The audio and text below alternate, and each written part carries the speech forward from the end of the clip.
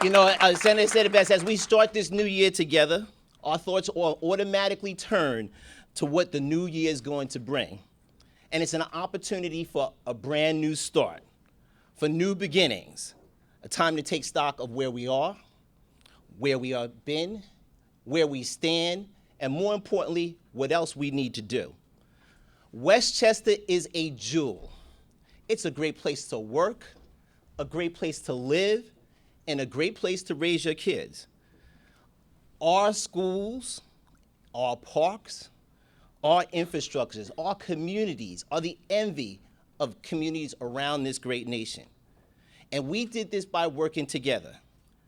We built roads, we built bridges, we have water facilities, we have infrastructure.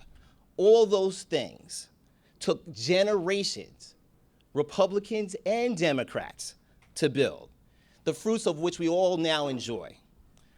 What it pains me to say right now is that life that we all know and love, the institutions that they're based upon, is now in danger. And with it, the very foundations of all of our community. Nothing is more important to me than the citizens of Westchester. And those of you that know me know that I work hard every day to make life better for everyone. I remember a pundit once saying, and talking about it, what his father used to say. And he said, when everybody does better, everybody does better. And I agree. And let me add that only when a few do better at the expense of everyone else, we all end up paying the price. But there are people who just don't get it.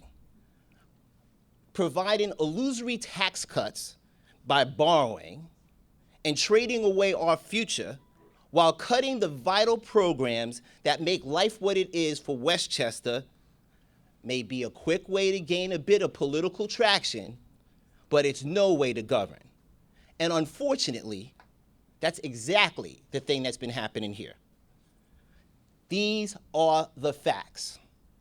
Your property taxes have continued to rise. Your fees for county services have increased, and your quality of life has gone down. Our county government now is not doing more with less, we're doing less with less. And we're shifting the cost burden to you in so many ways. Our nonprofit partners are struggling and closing. Our municipal partners, our local municipal partners, they're hurting. And instead of the county throwing them a lifeline, we've left them out in the cold. That's not just short-sighted, it's counterproductive, and it's just plain dumb.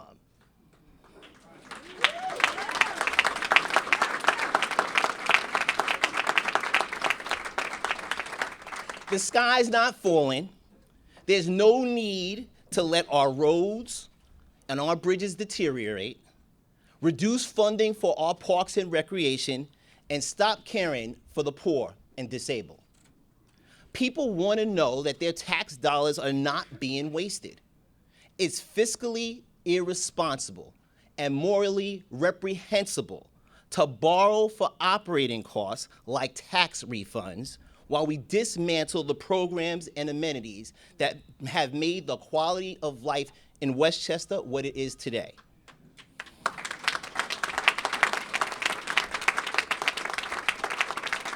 Westchester has always attracted businesses and the jobs that come with it by offering great schools, parks, and other opportunities for the employees of all those companies.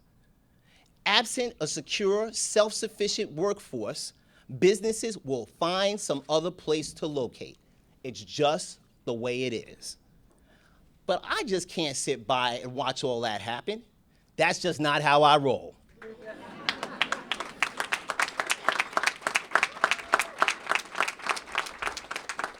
You know, talk is cheap.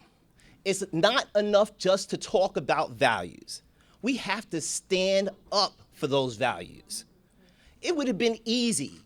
It would have been so easy just to sit on the sidelines and watch somebody else do it and wait for somebody else to fight for the people of Westchester. I couldn't do that. I've stood up for the people, and I've built a reputation of developing creative solutions that work for all of us. The ability to compromise is a strength. It is not a weakness. However, when compromise is the things you stand for, you have to know compromise is not acceptable as well. It means standing up to those who ignore the rule of law.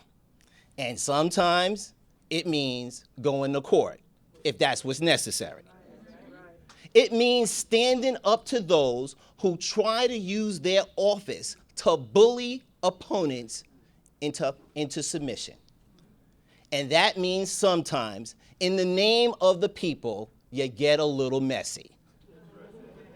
And while it wasn't politically popular, I led with my colleagues the successful court fight to keep child care parental share at 20% for all of 2012.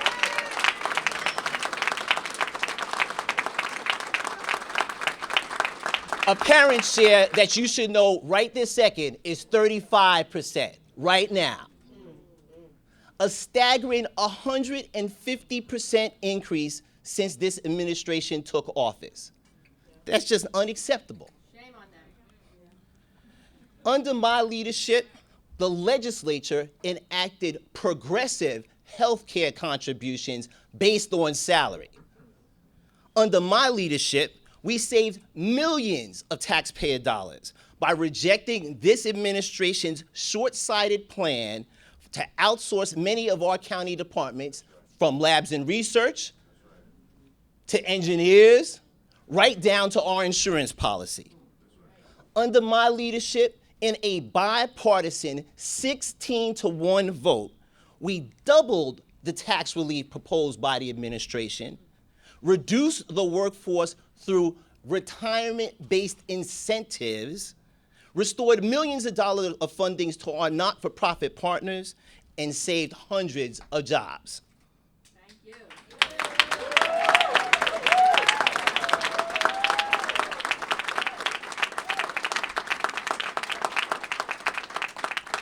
You know, what I see is a Westchester where we will once again be the standard by which other county governments are measured.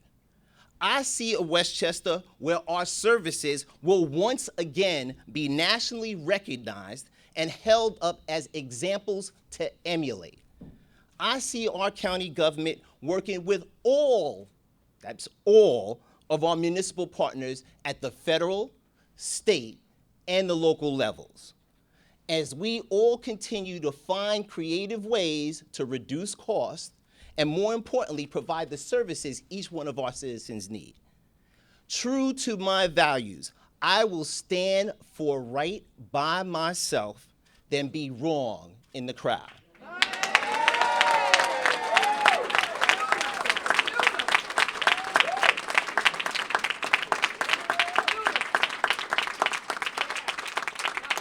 These are those values that were taught to me by my mother, who was part of forming the nurses union in New York City, right? Before she died way too young of ovarian cancer. I learned these values from my father, who honorably retired as a New York City police officer, as a superior officer, before he passed away from Alzheimer's and some other things that were going on. I learned these from my maternal grandmother, who worked her way up from being a stenographer in New York City's Department of Social Services to being a manager of a district office in social services, who taught me more than anything else that everyone matters. I learned these values from my paternal grandmother, who was the secretary to the warden at Rikers Island, who saw up close and personal what happens when our society fails, but more importantly, the impact that it has on everyone else. My parents also taught me to listen and to learn and to understand that there's things I don't know. But one thing I know is this: the people of Westchester deserve better.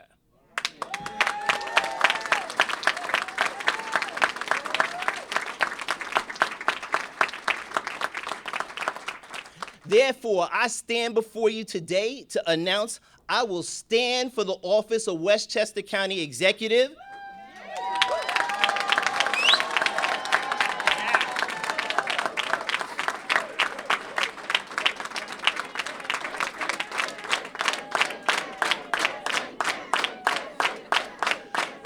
I am in, and I am in all the way.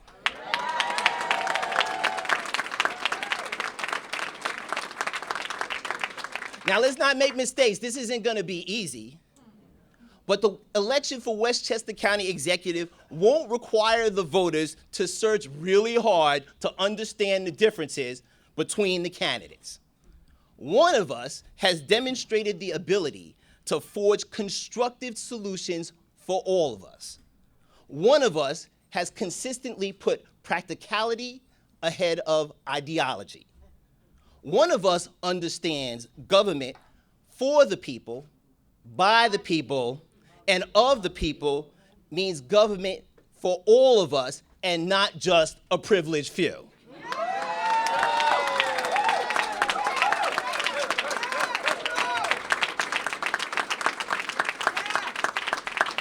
I'm running for Westchester County Executive for those voices that have been silenced, and more importantly, for those people that some just don't see at all.